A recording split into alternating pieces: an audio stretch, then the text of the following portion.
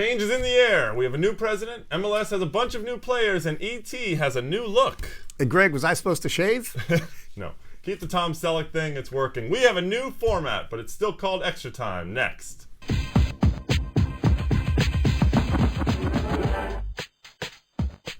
Welcome to ET, everybody. I'm your host, Greg Lawless, alongside Shep Messing, as always. Happy New Year. We do have a new format. Instead of the longer show, we're going to have 3 shorter shows each week, kind of a 3-act play. Should be easier to view in between meetings, maybe during meetings, or on your iPhone, right? Well, I love it, Greg, because I'm a high-tech guy and because I have a very short attention span, so good for me. You are a very high-tech guy. Let's get going with part 1. We'll start with the Super Draft. Now, it wasn't the deepest pool, but most observers decided that at the top end it was better than last year, especially with no supplemental drafts, so teams couldn't really hide anything. Shep, I was really impressed with Toronto and the job that Mo Johnston did, especially in the first round. I was shocked because everybody expected Trader Mo to make some trades. He didn't do that, and his pick at 13, Stefan Fry, I thought Chivas should have taken him, Red Bull should have taken him, DC United. Mo has him, and this kid probably very close to being ready to start. Yeah, I was in St. Louis. Most of the people I spoke to said he is ready to start. He's certainly going to push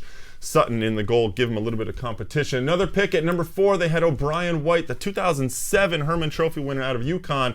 He's injured and won't be ready to play until June, but he could have an impact. I love this player. Big, strong, physical, very technical on the ball. When he recovers, he'll be an asset to Toronto. And with the number 2 pick, they got Sam Cronin, another guy they say is ready to play right away, could partner in the midfield with Carl Robinson. Sam Cronin, very versatile midfield player. They've lost Julius James, right? So maybe Robinson, Carl tucks back and plays as a central defender. Well, that'd be an interesting. They need some help in the middle right there. Don't forget, though, Toronto also picked up Dwayne De Rosario, another midfield player, and a strange pick for them in the 3rd round, Mike Grella, a kid out of Duke who has said he's going to go in Europe. He's on trial right now in Leeds, and they think they're just going to take a flyer on him. I think that's a good gamble. If the kid comes back, they have a quality player. Absolutely. Now, New England, another team that had a great draft, I think. Kevin Alston, defender out of Indiana. They got him at number 10. To me, this was the steal of the draft. This was a kid who they said he could have maybe gone number 1. I don't know why he slipped so low. Perhaps not strange. A great combine, but I think he's got the versatility to play in the midfield as well. Yeah, another guy they picked up at number 15, Ryan Maxwell. A lot of speed, part of the transformation in New England from a methodical team to a very fast team. Now, they also had 5 other picks in the draft, 7 players overall, and with their track record of late draft picks, you have to think New England might have found some other players in there.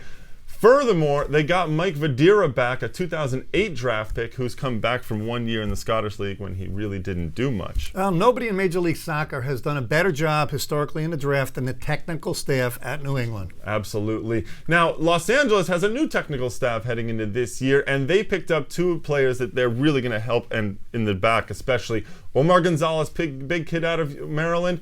AJ De La Garza, a tough, scrappy defender out of Maryland. Yeah, I love the soccer IQ of De La Garza. Gonzalez, a converted striker. We'll have to see how he does at the back. And you might see some moves in the back there with Sean Franklin maybe popping out to the right side. I actually think, though, they're going to put the 2 of them in the middle. One notable pick, Marcus Tracy, the Herman Trophy winner out of Wake, picked in the 4th round by the Houston Dynamo.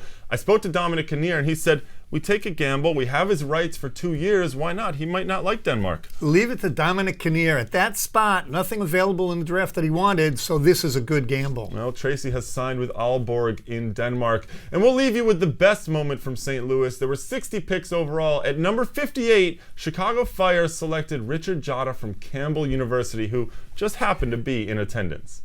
With the 13th pick of the 4th round of the 2009 MLS Super Draft, the Chicago Fire select from Campbell University midfielder Richard Jota.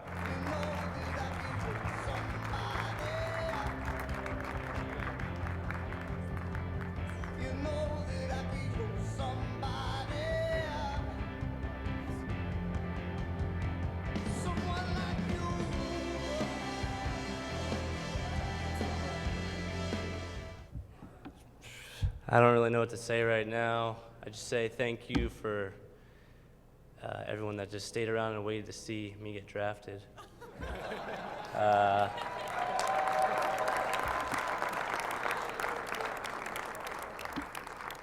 I don't know, maybe save the best for last. Maybe I can prove that. I don't know, maybe be that diamond in the rough that people are trying to find. I don't know. But I thank God that I'm up here and this happened to me, and I didn't know if I was going to get picked or not. It was hard. But thank you, Chicago Fire. That's awesome. I wanted to go to Chicago in the first place, and just had to make me wait. Thank you. And I'd like to thank my coaches, Doug Hess, my coach at Furman, Doug Allison, Steve Armis, KJ Hill, Peter Menino, Tom Dirk, and Joe Brown for sticking with me and helping me get to this point. And I'm sorry for taking so much of your time, but I feel like I deserve it because I've been sitting there waiting. And most importantly, I just want to thank my dad because it's been our dream since I was born. So, and my mom and my brothers and my agents that sat here and wait, Farouk, Tom, and Chris. And I'm getting a phone call now, so I gotta go. Thank you guys. Bye.